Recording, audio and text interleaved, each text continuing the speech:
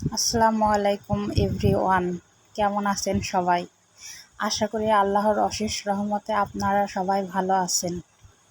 আমরাও আল্লাহর রহমত এবং আপনাদের দোয়া ও ভালোবাসায় ভালো আছি আলহামদুলিল্লাহ।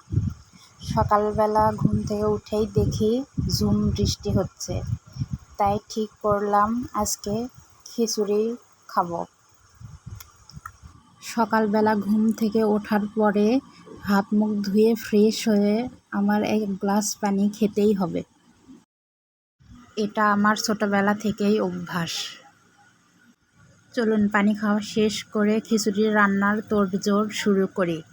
এখানে আমি অফ ক্যামেরায় সমস্ত কাটাকুটি পেঁয়াজ মরিচ সমস্ত কিছু কেটে নিয়েছি। মশলা তেজপাতা গোটা মশলা সব কিছু রেডি করে নিয়েছি।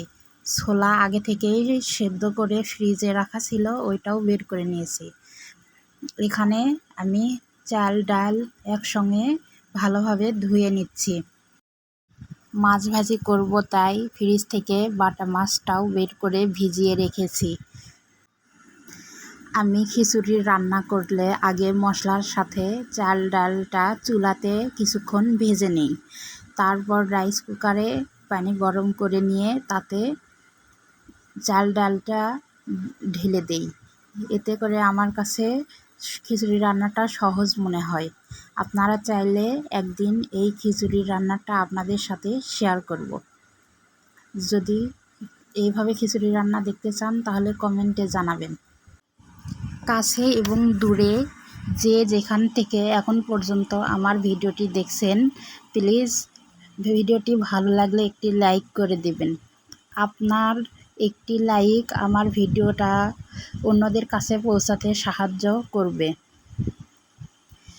আর যারা এখনও ভিডিওটি দেখছেন কিন্তু এখনও চ্যানেলটি সাবস্ক্রাইব করেননি, তাদেরকে বলবো প্লিজ চ্যানেলটি সাবস্ক্রাইব করে দিবেন।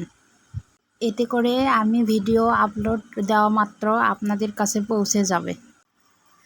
চুলাতে কড়াই বসিয়ে তাতে তেল দিয়ে একে একে সমস্ত মশলা কিছুক্ষণ ভেজে নেব।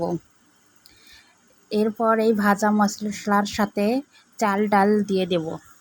অপরদিকে আমি রাইস কুকারে পানি গরম করতে বসিয়েছি। এইভাবে খিচুড়ি রান্না করলে অনেক তাড়াতাড়ি হয়, সাথে অনেক মজাও হয়।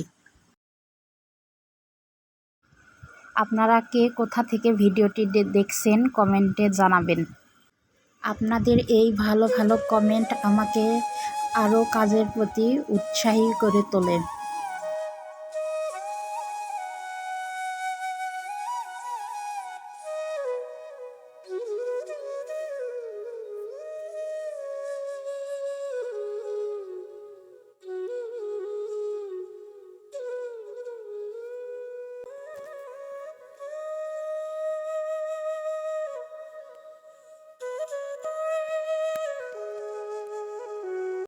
মশলা ভাজা প্রায় হয়ে গেছে, এবার চাল ডাল ও ছোলাটা দিয়ে দেব। এখন কিছুক্ষণ নাড়াচাড়া করে পানিটা শুকিয়ে আসা পর্যন্ত অপেক্ষা করব। এরপরে ওই তো রাইস কুকারে যে পানিটা গরম করতে দিয়েছি তাতে এই চাল ডাল ভাজাটা ঢেলে দেব।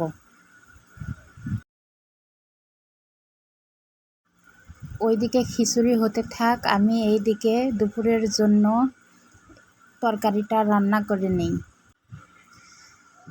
আজকে দুপুরে রান্না করব কুমড়ো বড়া ও মাছ দিয়ে একটি ঝোল।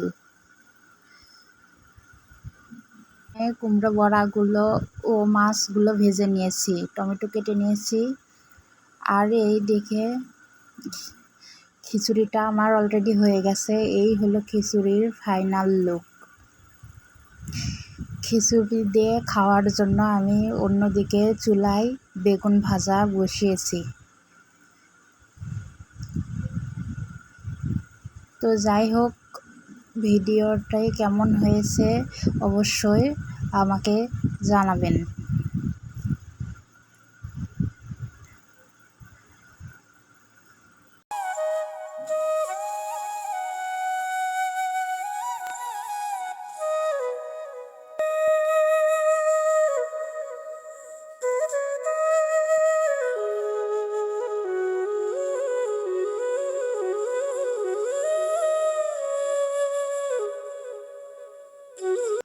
তাহলে ভিডিওটা এখানেই শেষ করছি। সবাই ভালো থাকবেন, সুস্থ থাকবেন। সবাইকে ধন্যবাদ। আসসালামু আলাইকুম।